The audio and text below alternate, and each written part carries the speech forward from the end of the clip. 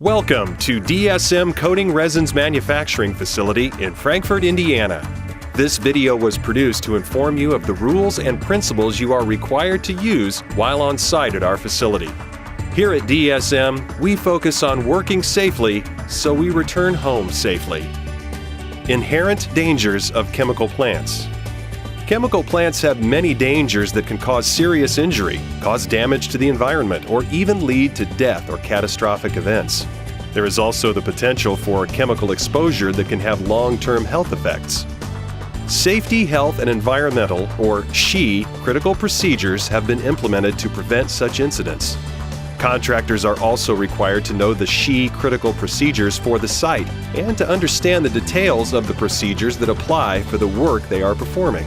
These include LOTOTO, lockout, tagout, tryout, working at heights, safe work permits, hot work permits, confined space entry, opening process equipment line breaking, overriding safety devices, MOC, management of change, machine safety risk assessment, preventative maintenance of SHE critical equipment, internal transport, external transport. DSM has also created 12 life-saving rules that are meant to make us aware of the risks involved in our daily work and prevent us from harm.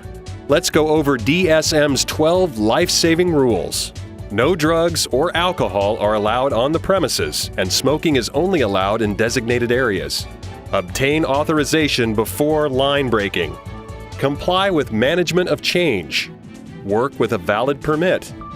Obtain authorization before overriding safety equipment. Follow the journey management plan. Test internal of confined space before entering. Protect yourself when working at height. Wear your seatbelt. Lock out, tag out, try out before work on machines. Do not enter danger zones before lifting. And drive responsibly. Comply with the law. Willingly violating any SHE critical procedures or life-saving rules will lead to termination of contractor duties and result in contractors being banned from doing work at our sites. Willingly violating any SHE critical procedures or life-saving rules will lead to termination of contractor duties and result in contractors being banned from doing work at our sites. DSM has 7 key security behaviors to be followed at all times. Wear your badge. Visibly identify yourself as an authorized person on the DSM premises. Protect DSM's information. Classify information and handle it accordingly. Prevent unauthorized access to and misuse or theft of DSM's information.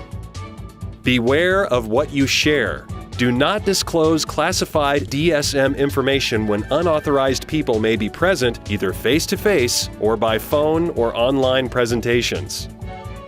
Protect DSM's assets, products, and devices. Ensure that DSM property, including devices such as laptops, tablets, smartphones, USB sticks, and others, are not vulnerable to theft or misuse while in your possession. Notify management if you observe any danger to DSM assets. Clear your desk. Lock your computer and clear your desk when you leave your workstation unattended. Escort visitors. Ensure that visitors get to their destination and host safely and that everyone stays in areas that are authorized to visit. Finally, report any and all security incidents. Notify management immediately if you encounter suspicious activities or violations of the security rules. What is VPP, Voluntary Protection Program? That's a process for achieving safety and health excellence by implementing safety and health management systems through labor, management, and government cooperation, which began in 1982. VPP Benefits OSHA. They are partners in excellence to accomplish OSHA's mission, more successful than compliance alone. VPP partners serve as models for their industries, helps OSHA promote value of safety and health, leverages resources. VPP is a win-win-win relationship to achieve a common goal, to prevent worker injuries, illnesses, and deaths, plus improved relations between labor, management, and government. 4 elements of the VPP program: management leadership and employee involvement, work site analysis, hazard prevention and control, safety and health training. Site access must be gained by signing in at the beginning of each shift on the front lobby register. Contractors must sign in every time they enter and sign out every time they leave the site. Your site contact must be present upon your initial visit, and you must notify your site contact and area supervisor where you will be working before performing any job to obtain the appropriate work permits for the day. Contractors are required to wear a contractor badge, which must be displayed at all times while on site. The site fire alarm is the emergency notification for the site and will trigger the need for evacuation. This system can be activated from the emergency pull stations located throughout the facility. All contractors are to evacuate to the designated primary evacuation area at the southwest corner of the facility on the edge of the parking lot to await further instructions. If the wind is coming in the direction of the primary evacuation area, the secondary evacuation area is in the southeast corner of the parking lot. Evacuation maps are placed in several locations throughout the sites, and contractors are required to follow the safest route to evacuate. Stay clear of areas where smoke is present and/or any chemical spills. Do not gather tools or belongings when evacuating. The intent is to get you out safely and effectively. Wind direction should be monitored to avoid being downwind of fires or spills. Wind socks and flags can be used to monitor wind direction during evacuation. Contractors are not to leave the site during evacuations. You must be accounted for during an event. You must also wait for a notice from site personnel before entering back into the site after an evacuation. Read and obey all warning signs. Discuss safety every day with your job foreman. Document weekly safety discussions and turn into site contact. If you do not know or understand work instructions or other requirements, ask your site contact or work permit authorizing supervisor. Always clean up after your work is completed. Dispose of waste materials in designated containers only. Any damage to equipment must be reported. Near-miss incidents with the potential for injury or environmental damage must be reported. Good hygiene, such as washing your hands after a job or before eating, is required. Spills of any chemical and any injury, including first aids, must be reported immediately.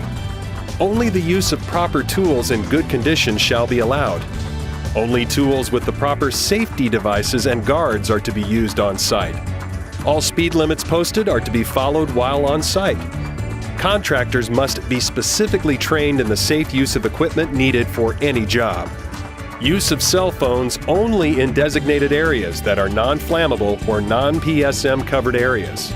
Conduct risk assessments for non-routine tasks. See site contact or work permit authorizing supervisor for risk assessment forms and risk assessment training. Working at heights procedure, fall protection must be followed for any work over 6 feet high. Be aware of wet, slick walking surfaces and trip hazards from hoses and equipment. Basic PPE for the site will include the use of hard hats and safety glasses with side shields. Steel-toed shoes are required when working on the plant grounds, with the exception of the control room and laboratory areas. Other PPE may be required for your specific job, and your site contact will give you this information during the job task review. Gloves are required for any task that can cause the potential for hand injury. This includes rubber chemical gloves for chemical handling, cut-resistant gloves for handling sharp objects, leather gloves for general maintenance work, and thermal gloves for handling hot items and hot work. Hand injuries have historically been an area where we have focused on assessment of the risks. The following items and activities are banned from DSM sites unless otherwise approved by your site contact.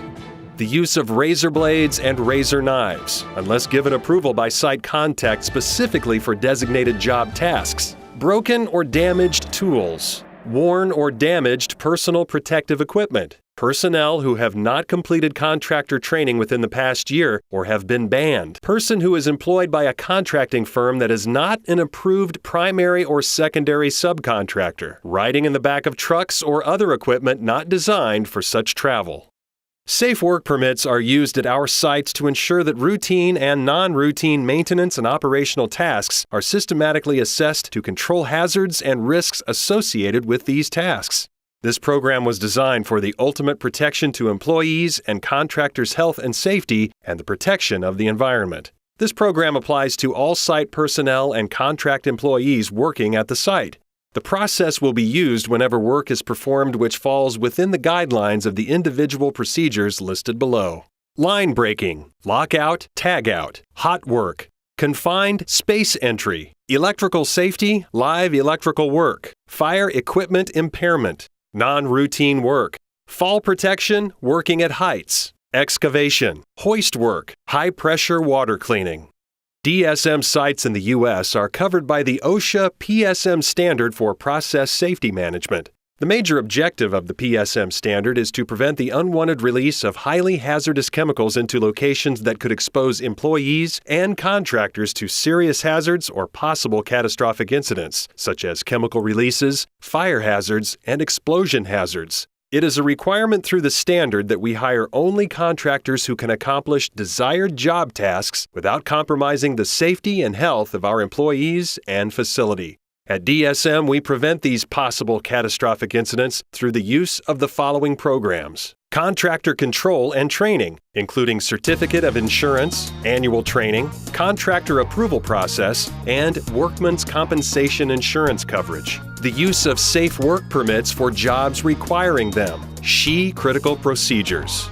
There are areas of the site that are designated as PSM covered processes because the potential of a catastrophic fire or explosion exists due to the highly flammable chemicals used or stored in these areas. These areas include the tank farms for raw material storage, the process buildings where chemicals are being used in reactions, the catalytic oxidizers or any processing areas where flammable chemicals are used. Any contractor working in or around a PSM covered area will be instructed by the site contact of the hazards present and of the necessary precautions required for working safely.